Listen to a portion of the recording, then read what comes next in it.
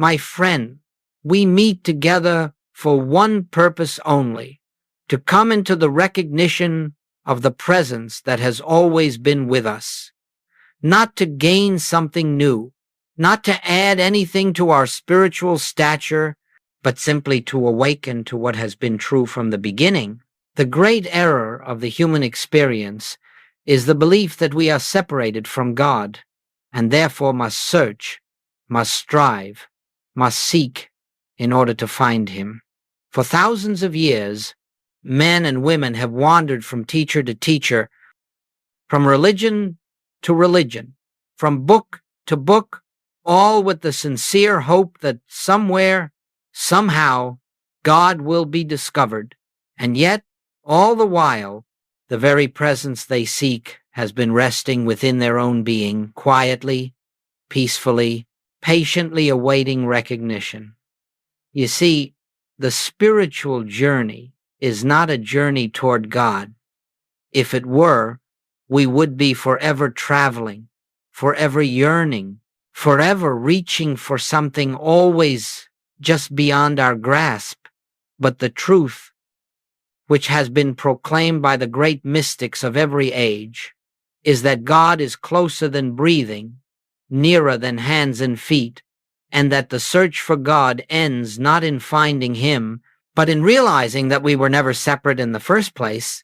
It is this realization that marks the end of spiritual seeking, not because we have gained all wisdom, not because we have reached the end of learning, but because we have discovered the futility of looking outside ourselves for that which can only be known within. Now, this recognition does not come through effort. You cannot think your way into the presence of God.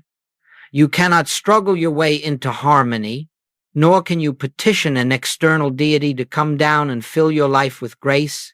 God is not out there to be reached. God is the very life, the very being, the very consciousness that is functioning as you. And so the moment we stop seeking, the moment we relinquish this ceaseless turning outward for help, for salvation, for answers, that is the moment a new life begins. It is the moment of awakening. You may ask, if I stop seeking, will I not become passive? Will I not remain in ignorance? No, my friends. True seeking ends only when realization begins, and realization does not come through effort, but through stillness, through the willingness to be silent, to listen, to receive. For too long, we have busied ourselves with spiritual striving, reading, studying, repeating affirmations, pleading for God's intervention. All this activity springs from one root belief that God is absent and must be found. But once you see that God is already the very essence of your being, all this striving loses its meaning, not because it is wrong, but because it is unnecessary. Imagine for a moment a man searching desperately for his glasses, turning the house upside down, asking everyone for help. Only after exhausting himself does he discover the glasses have been resting upon his head the entire time.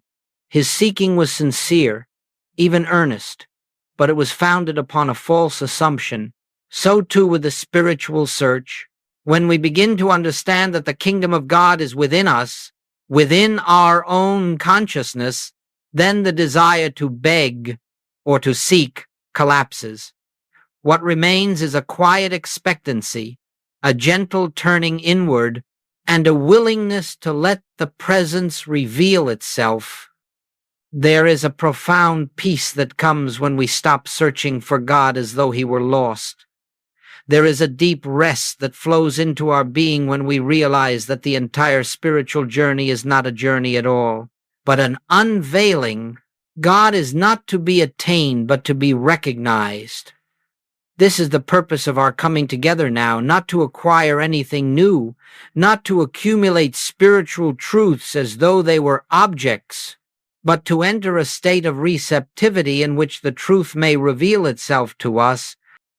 And so, let us begin by setting aside every desire to get, to achieve, to reach God.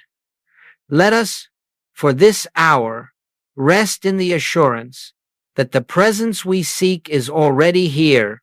The moment we stop seeking, we create the space for awareness. And in awareness, the Christ is revealed. This is the end of seeking, not the end of growth, not the end of unfoldment, but the end of believing that God is somewhere else. We rest, we listen, and gradually we awaken to the truth that we and the Father are one. That is our starting point. And from here, the entire path unfolds in grace.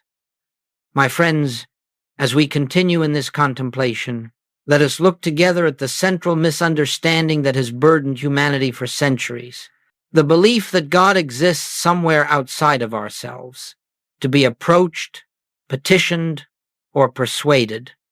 This misconception forms the very foundation of human suffering. For the instant we conceive of God as external, we also conceive of ourselves as separated from that which is our life, our light, our being. From that false sense of separation arises fear, loneliness, insecurity, and the endless striving for what we believe we lack. Observe how instinctively the human mind reaches outward. It imagines a God in the sky, a God in a temple, a God in a book, a God in a distant heaven. And so the individual bows, prays, implores always to a presence believed to be elsewhere. Century after century, humanity has worn itself thin with this outward effort, not realizing that the very act of reaching outward denies the truth of God's omnipresence. For if God be omnipresent, where is there to go to find God? If God fills all space, what space is left in which God is absent? And if God is the very life of you, then what distance exists between you and that which is your very breath? No one can find God outside himself, because there is no outside himself in which God exists. There is only one infinite presence, one infinite life, one infinite consciousness, expressing itself as individual being. The moment we accept a God external to ourselves, we erect a barrier in consciousness that does not exist in reality. And it is this imagined barrier that becomes the source of all seeking, all pleading, all spiritual frustration. Understand this well. No one is separate from God. Separation exists only as a belief, not as a fact. The belief may be strong, it may be long held, it may be supported by centuries of tradition, but it remains a belief, and no belief has power to alter the nature of truth.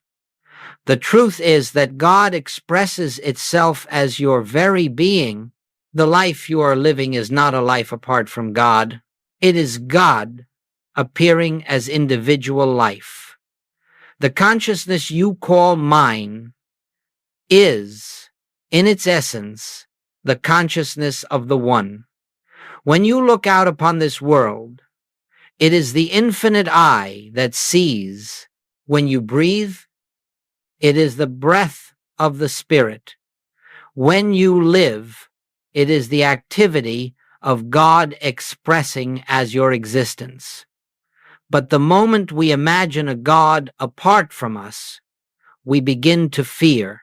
For now there seems to be a self greater than us that might withhold good or punish wrongdoing. We begin to plead because we imagine that this separate God possesses something we lack.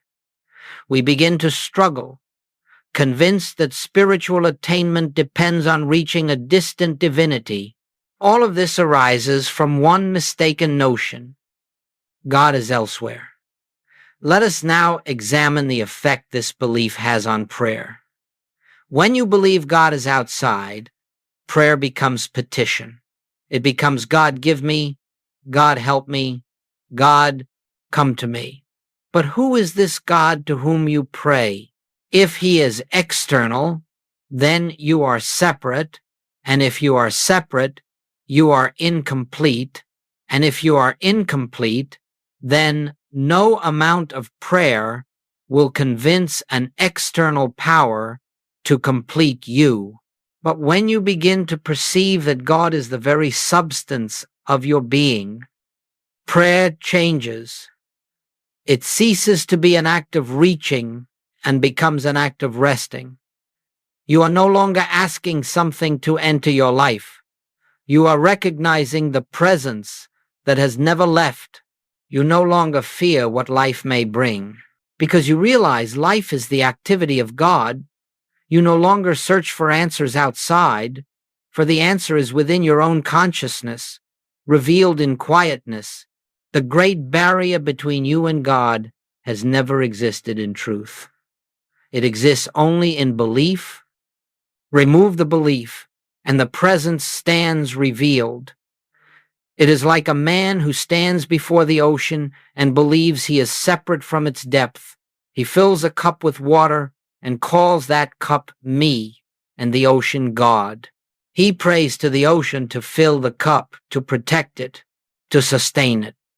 Yet all the while, the water in the cup is the ocean in miniature. It is not separate in substance. It is only separate in form, and even that separation is temporary. When the cup breaks, the water returns to its source and is recognized for what it always was. So with us, we are not separate beings trying to reach God. We are the infinite appearing as individual form, and when the belief in separation dissolves, we find that the presence we sought has always been our own identity. This is the great misconception humanity must outgrow. Not that God is loving or powerful, that much is known, but that God is external, distant, apart. For when that misconception is corrected, we rest in a peace never known before. We cease striving, we cease seeking, we cease fearing, we become still. And in that stillness we discover the secret. God is the life that I am. God is the being that I am. God is the consciousness through which I see, hear, and live. When this recognition dawns, the spiritual journey changes entirely. It becomes an inner unveiling rather than an outward search. It becomes a quiet listening instead of a desperate plea.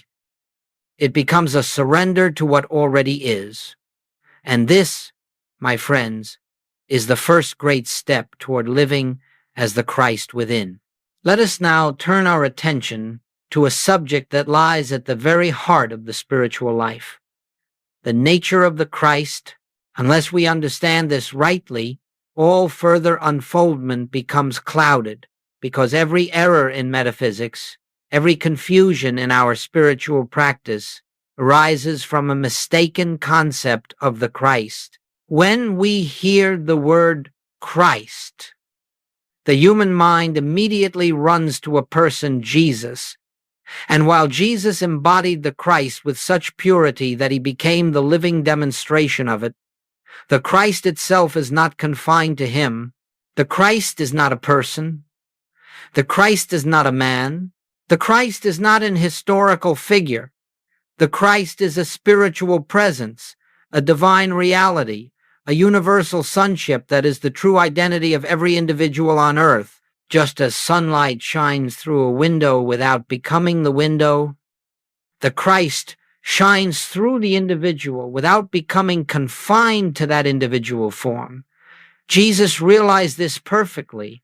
He lived in such transparency that nothing of the human self obstructed the flow of that divine presence. But the Christ did not begin with him, nor did it end with him. It is the eternal nature of God expressing as individual being. When the Master said, "I can of mine own self do nothing," he was revealing a profound truth. The personal sense of I has no power, no wisdom, no substance. The only power is the divine wisdom, the divine life, the divine love, what he called the Father. But then he said, "The Father within me doeth the works," and that indwelling presence, that inner light, that eternal life is the Christ. What then is the Christ within you? It is the true self behind the mask of personality. It is the spiritual identity untouched by time, by age, by circumstance. It is the life that never began and will never end. It is the presence that does not grow, does not diminish, does not move from place to place. The Christ is the fullness of God expressed as the substance, the activity, and the form of your very being. The human self comes and goes, changes and fluctuates, fears and desires. But the Christ is constant, harmonious, complete. It does not look to the world for supply, because it is itself the expression of infinite supply. It does not look to the world for love, because it is the very nature of love. It does not look to the world for safety, because it is one with the only power that exists. The Christ is not something you will become. It is something you already are. The spiritual journey is not a process of attaining Christhood. It is a process of uncovering it. Imagine a seed placed in the darkness of the soil. Within that seed is the full pattern of the tree, the fruit, the leaves, the flowers. The tree does not have to be added to it. It must only unfold from within. So it is with you. The fullness of your spiritual identity is held within the depths of your own being, awaiting nothing but recognition. You cannot make yourself the Christ. You cannot develop the Christ. You cannot meditate your way into becoming what you already are. The more you try to become, the more you affirm that you are not. And so the path of the mystic is not to strive for enlightenment, but to rest in the awareness that the Christ, the very presence of God, constitutes your identity. Now, when you begin to perceive this, even faintly, something extraordinary happens. You no longer live as a separate I, depending on your personal strength, your personal wisdom, your personal ability. You begin to sense another presence within a presence that is gentle yet powerful, silent yet luminous, still yet infinitely alive. This presence does not shout. It does not compel. It does not force itself upon you. It reveals itself in the quiet moments when you release the belief in a personal self and become aware of the living spirit that animates your being. The Christ is the individualized expression of the infinite.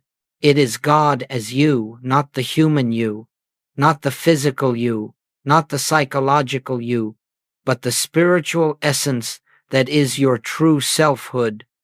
And this realization marks a turning point. For once you sense this inner presence, you will never again think of God as external. You will never again imagine that the divine is something to be achieved or attained. You will know, in some measure, that the very life you feel beating in your chest is the life of God. This is why the end of seeking is the beginning of realization.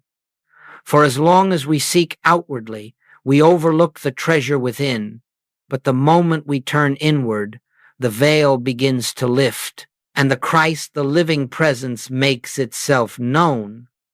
This Christ within you is the healer, the guide, the supply, the peace, not because it gives you these things, but because it is these things. You cannot receive peace from the Christ. You can only recognize that peace is your nature.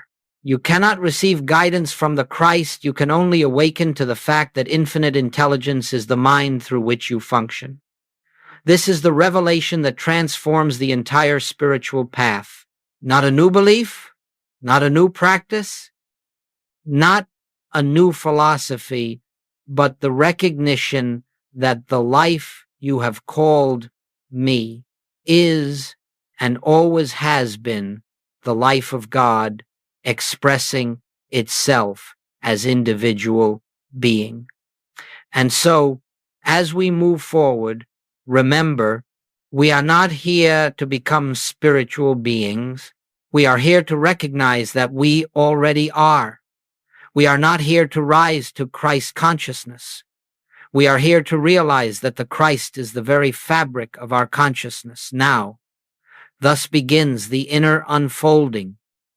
Now that we have touched the nature of the Christ within, it becomes necessary to understand why so much of the world's spiritual effort bears so little fruit.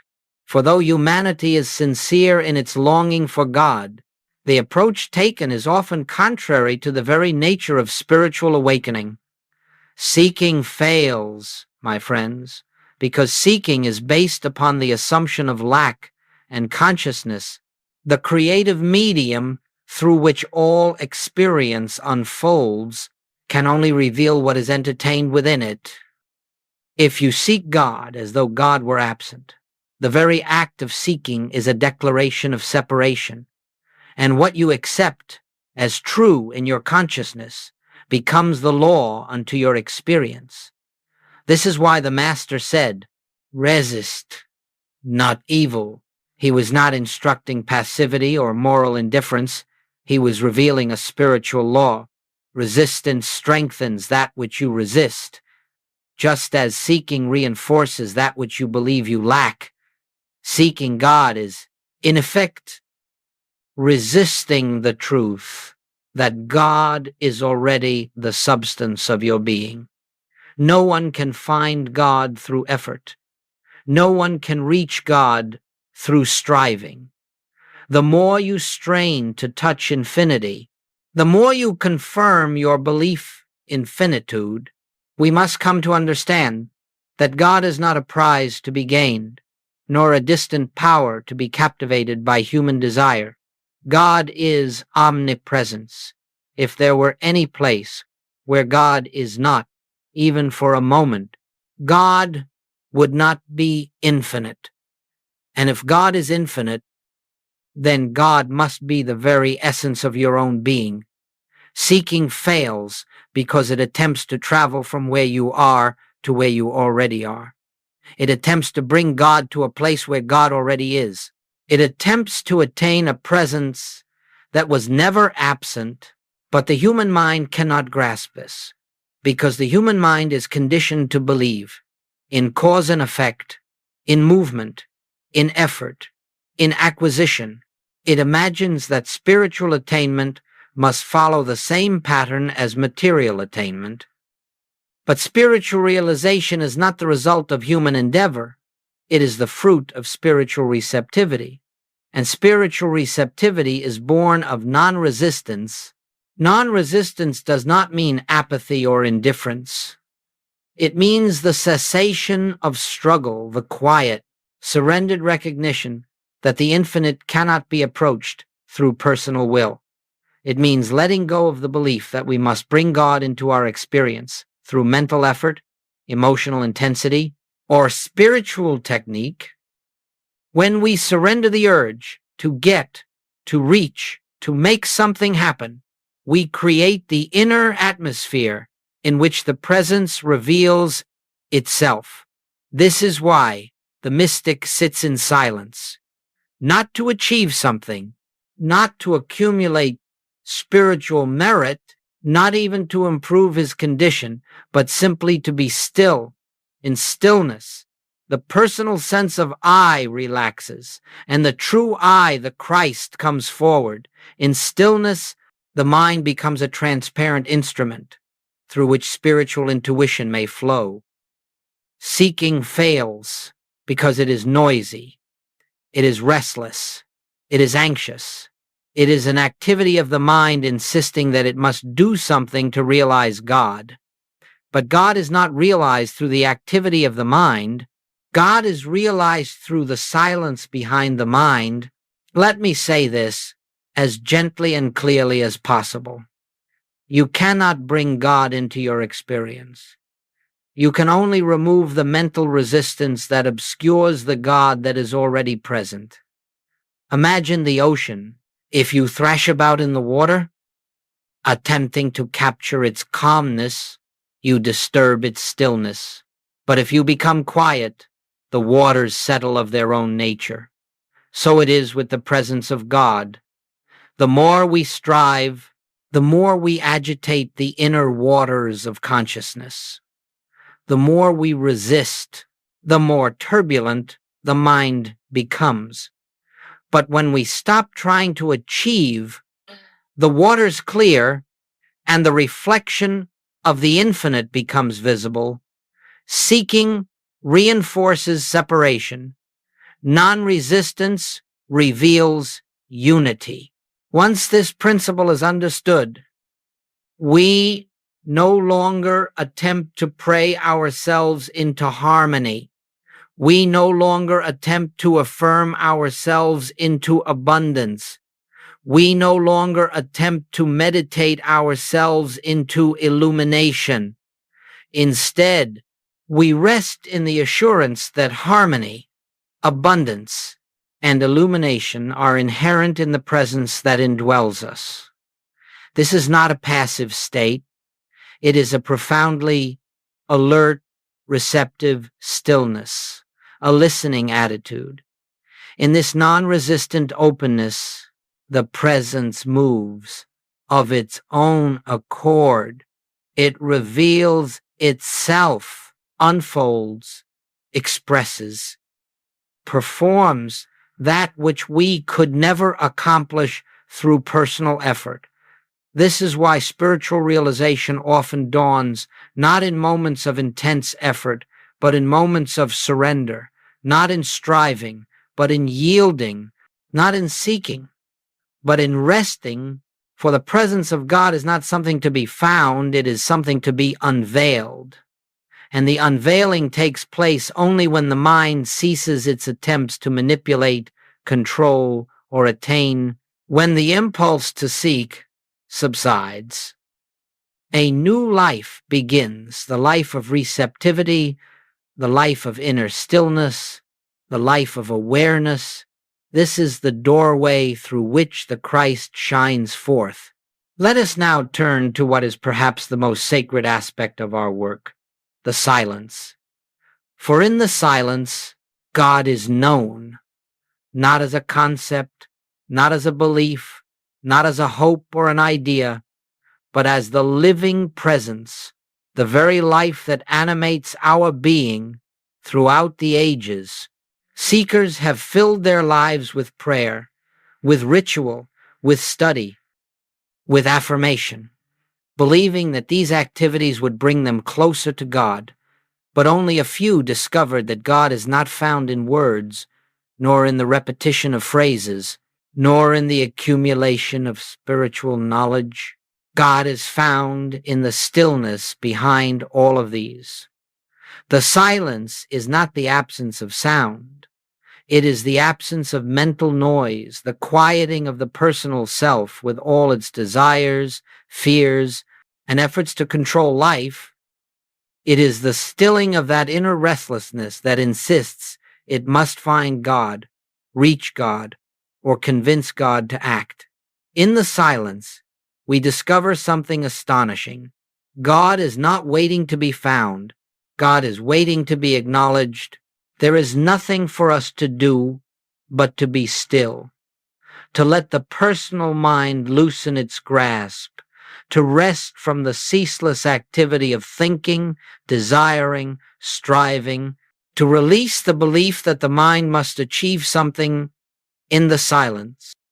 We come face to face with the realization that God has always been present, but our attention has been too occupied with the world, with thought, with personal concerns, to perceive it. The silence is the inner sanctuary, the Holy of Holies, where the human ceases and the divine begins to reveal itself. You may wonder, what am I to do in this silence? And I must answer, nothing. There is nothing to do, nothing to think, nothing to repeat. If there is any movement, let it be inward, downward, into quietness. If there is any activity, let it be receptivity and open, listening attitude. True meditation, as we speak of it in this work, is not an act of the mind. It is the suspension of the mind. It is the gentle sinking into awareness, into the felt sense of presence. Without the intrusion of thought, you do not reach God through effort. You recognize God in the space created by surrender. Think of the ocean once more. If the surface is stirred by wind or storm, it cannot reflect the sky. But when the waters grow still, the infinite heavens are mirrored perfectly. So it is with your consciousness. When stirred by fear, desire, or effort, it cannot reflect the divine. But when it becomes still, the presence shines through. The silence is the condition necessary for revelation. In silence, you become aware of a presence, not your own, gentle, loving, infinite. It is not separate from you. It is the truth of your being, but it reveals itself only when the human sense of I becomes quiet. In the silence, you may feel a warmth, a peace, a subtle expansion. You may feel nothing at all, but whether you feel it or not, the work is being done. The inner atmosphere is changing. The veils are thinning. The false sense of separation is dissolving. Do not look for sensations. Do not look for signs. Do not look for proof. These belong to the realm of the mind. In the silence, God reveals himself without words, without form, without symbol. God reveals himself as presence, as isness, as the subtle but unmistakable awareness that you are not alone, have never been alone, and could never be alone. The silence is not passive. It is the womb of spiritual birth. It is in the silence that the Christ takes form in consciousness. You may sit quietly for 5 minutes or for an hour. There is no rule. There is no technique. There is only the willingness to be still and to let God be God. As the silence deepens over weeks and months, you will discover that the presence begins to move through you, guiding, loving, expressing, healing, without your personal will being involved. This is the activity of the Christ. This is the fruit of non-resistance. In this silence, fear dissolves, because there is no personal self to fear. In this silence, loneliness vanishes, because it is impossible to feel alone when you sit in the awareness of infinite presence. In this silence, the burdens you have carried begin to fall away, because the Christ reveals that nothing real can ever be threatened. The silence is the answer to every question, the solution to every problem, the fulfillment of every longing, not because the silence fixes the outer world, but because the silence reveals that the outer world cannot add to or subtract from the fullness of your being. This is the sacred ground on which the mystic stands. This is where God is known, not in words, not in thoughts, not in doctrines, but in the quiet where we and the Father are one. As we come into a deeper realization of the silence, a new question naturally arises. If we are no longer to seek God outside ourselves, if we are no longer to pray for God to come to us, then how are we to live? How are we to meet the needs of daily life? How are we to find supply, guidance, direction, harmony? This question reveals one of the most liberating aspects of the spiritual life. For in truth, we live not by asking, but by recognizing. The human mind believes it must ask for everything it receives, ask for health, ask for employment, ask for protection, ask for abundance, ask for harmony. But that belief is founded upon a false premise, the premise that God is separate from the life we are living. Let us be very clear. You do not receive supply from God. You do not receive protection from God. You do not receive health from God. These are not things given to you. They are the nature of the presence, that is your very being. The Christ within you does not give you supply, it is supply. It does not give you life, it is life. It does not give you love, it is love. Everything that God is, the Christ is, and everything the Christ is, you are in your true identity. When the Master said, "It is your Father's good pleasure to give you the kingdom," he was not speaking of an external giving. He was describing the nature of God as the fullness of all good, and the nature of you as the transparency through which that fullness expresses.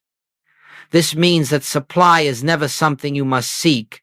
Supply is something you must permit through recognition. You see, when you ask God for supply, you are declaring that supply is absent.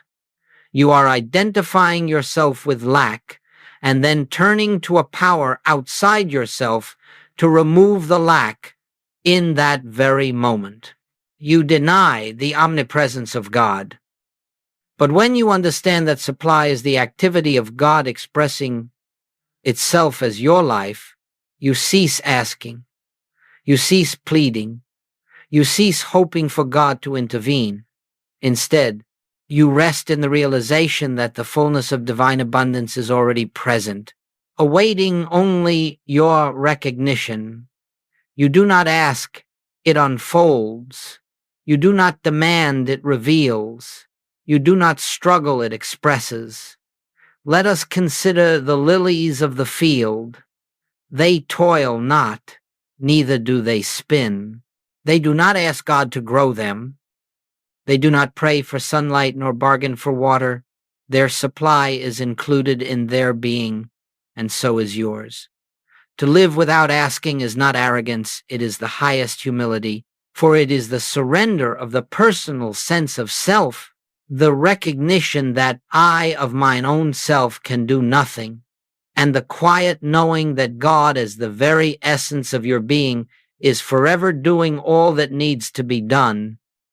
You do not need to ask for supply because you are living as the instrument through which infinite supply flows. You do not need to ask for security because the life that you are is eternal and cannot be threatened. You do not need to ask for harmony because God cannot be in conflict with himself. Whatever appears in your outward experience is but the shadow of your inner awareness. When you live from the recognition that the Christ is your source and substance, harmony appears without effort. Opportunities unfold naturally. Relationships become gentle. Challenges resolve themselves without the strain of human will. But notice this, none of this occurs because you have asked. It occurs because you have recognized living without asking requires a great shift in consciousness. It requires trusting the invisible. It requires resting in the truth that God is not a giver of things, but the very essence of all that is. You are not seeking supply, you are revealing it. You are not seeking answers, you are hearing them. You are not seeking harmony, you are allowing it to express. The Christ within you is infinite intelligence. It knows where you should be. It knows what you should do. It knows how your life is to unfold. You cannot improve upon the divine plan for your life, nor can you hasten it through personal desire. All you can do and all you need to do is become still and receptive enough to let the plan unfold through you. When you stop asking and begin recognizing, the inner light takes over. It guides, provides, supports, protects, and fulfills, not by responding to your requests, but by expressing its own nature. You are not the author of your life. You are the transparency through which life is expressing itself. And so, let us put aside the habit of asking, begging, or pleading. Let us rest in the quiet, knowing that the fullness of God is the fullness of our being.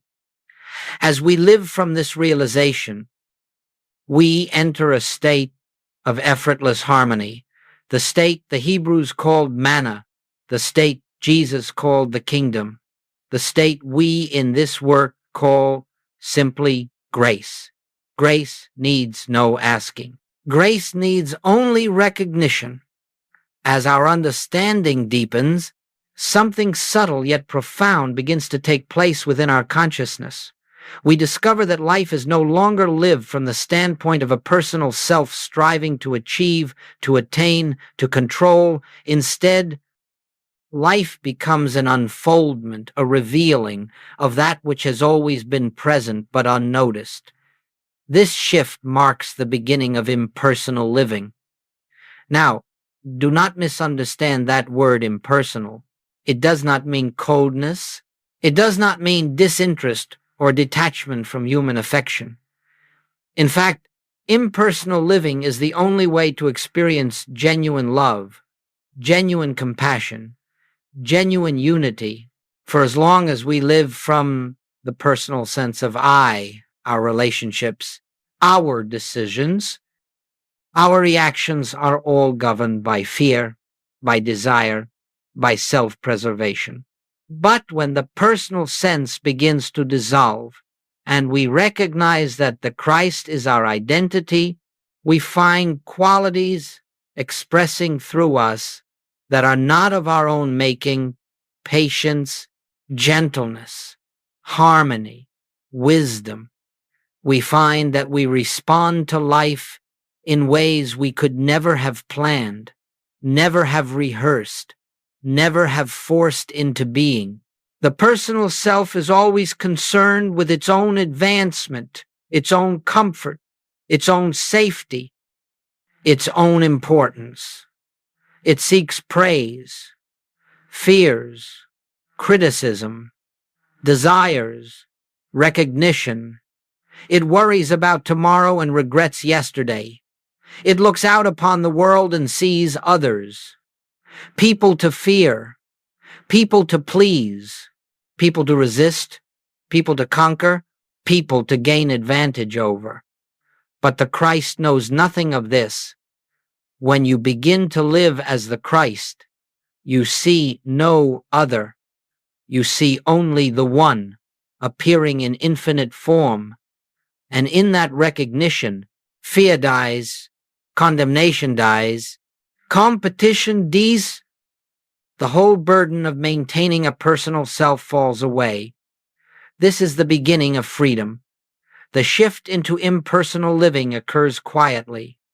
It rarely comes as a sudden leap. It unfolds gradually, like dawn breaking over the horizon. You begin to notice that situations which once disturbed you no longer have the same power. Words that once injured now pass through you like wind through an open window. You feel a growing spaciousness within a silence that does not react. A presence that simply is. You realize that you are no longer making decisions out of personal desire. Instead, you find decisions forming themselves within you, effortlessly, gently, with a wisdom that is not your own. You no longer push life, you allow it. And this allowing is not passivity. It is the recognition that the Infinite One is living its life as you. It is the surrender of personal will to divine will, not in the sense of obedience to an outside authority, but in the sense of yielding to the deeper wisdom of your own being. The personal self believes it must plan every detail, must anticipate every challenge, must protect itself from every threat. But the Christ within knows that the Father within doeth the work. The Christ knows that your safety, your supply, your direction, your fulfillment are not matters to be achieved through human effort. They are the natural expression of God being God. You are not responsible for living your life. You are responsible only for recognizing that life, capital L, is living itself through you. This is impersonal living. In this state of consciousness, you do not judge others because you no longer see them through the lens of personality. You see them as the same infinite presence expressing differently. You do not resent others because there is no self left to resent on behalf of. You do not fear for the future because you know that the future is unfolding from within the one life that you are. This shift brings a great peace, for the burden of me is heavy. When the sense of me begins to fade, life becomes lighter. You find yourself reacting less, listening more. You find yourself speaking less, sensing more. You find yourself desiring less, receiving more. No one can force this shift. No one can manufacture it. It comes when the personal sense of identity is gently surrendered in the silence of recognition. It comes when we cease living from the mind and begin living from the heart of being. It comes when we let go of our insistence on being the doer and become the instrument through which the presence flows. There is an inner joy in impersonal living, a joy without cause, without reason, without object. It is simply the joy of being. It is the joy of God contemplating its own creation within you. As impersonal consciousness continues to unfold, you begin to understand the Master's words more clearly. I and the Father are one, not I, the human personality, not I, the physical form, but the I that is pure awareness, pure being, pure presence. And when that I becomes the center from which you live, everything changes, not dramatically, not outwardly, but inwardly, profoundly, silently. This is the shift into impersonal living. It is the doorway to peace, to harmony, to true spiritual freedom. As we move deeper into the spiritual life, we discover that illumination does not come through isolated moments of insight, nor through occasional glimpses of inner peace. Rather, it unfolds through what I call continual recognition, the gentle, repeated acknowledgement of truth throughout the day. This is not a practice in the human sense. It is not something you must remember to do. It is not a discipline imposed upon the mind.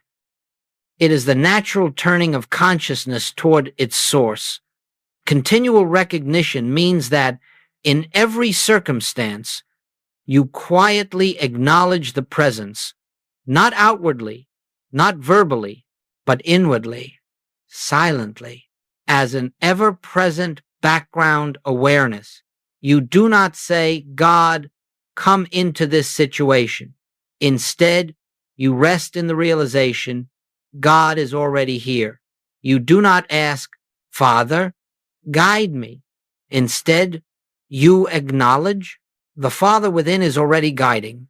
You do not pray, give me supply. You recognize the fullness of supply is already expressing as my being.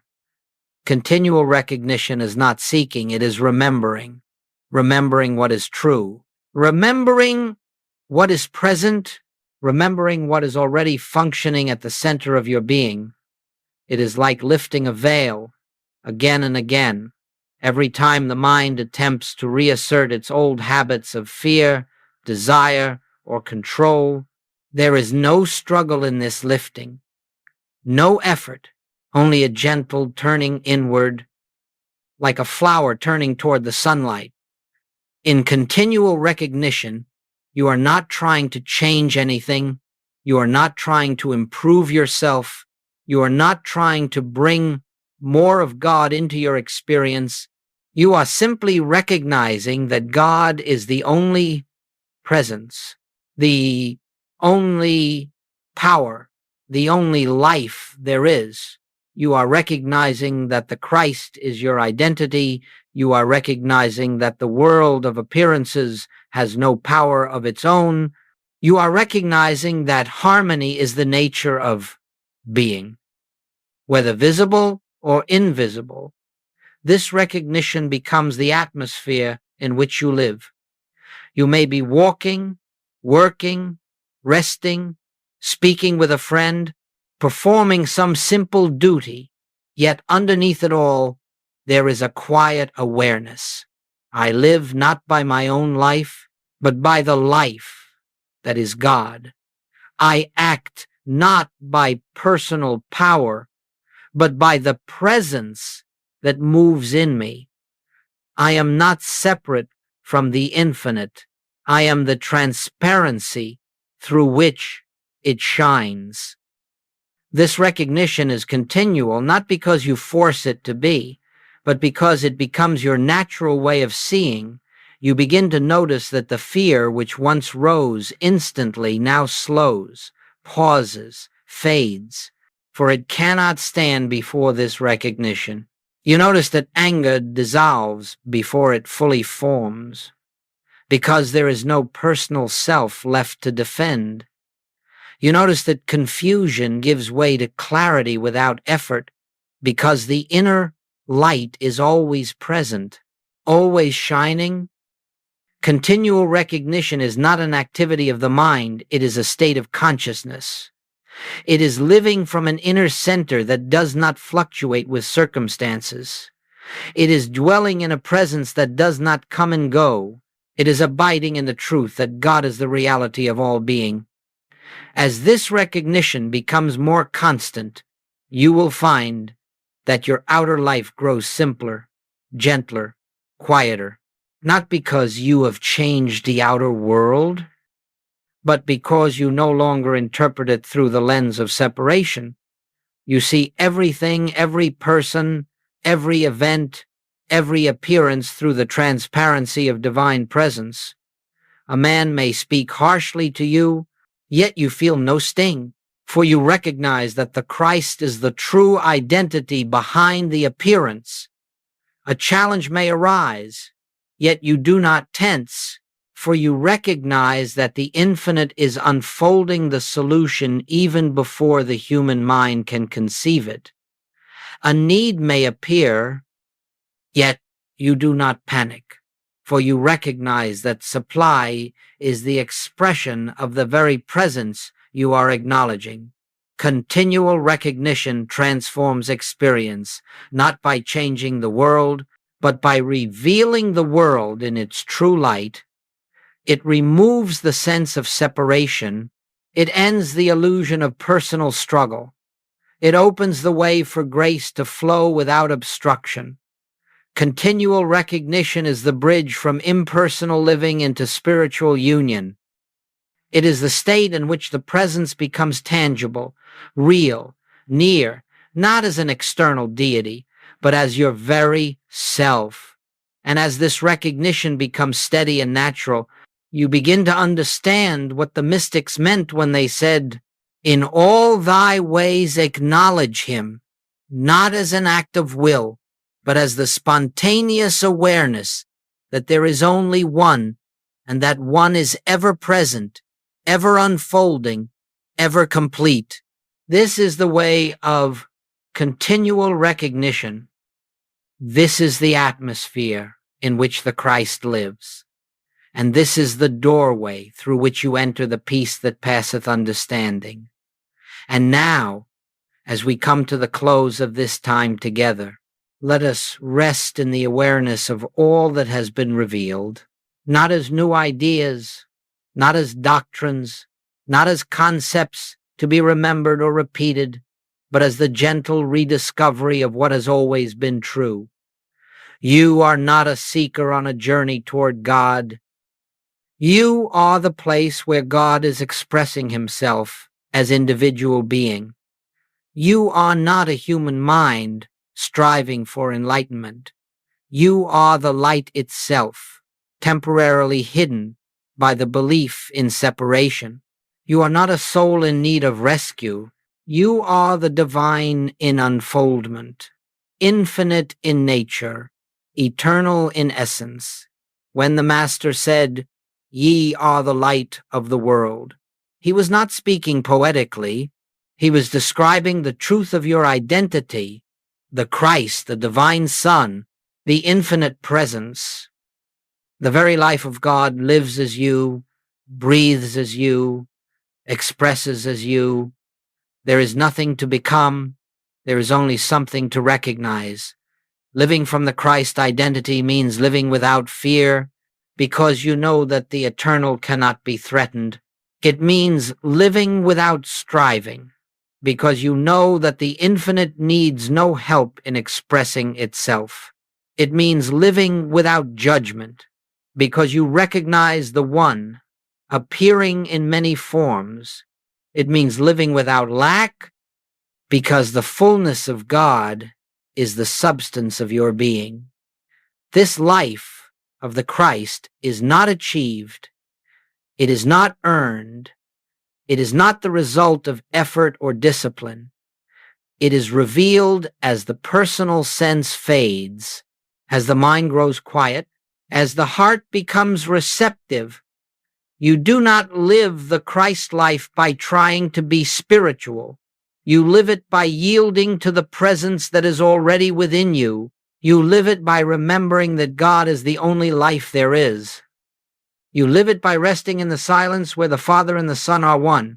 In this awareness, prayer becomes communion, meditation becomes listening, life becomes unfolding, and every moment becomes an opportunity to witness the infinite expressing itself in and as you go forth from this moment.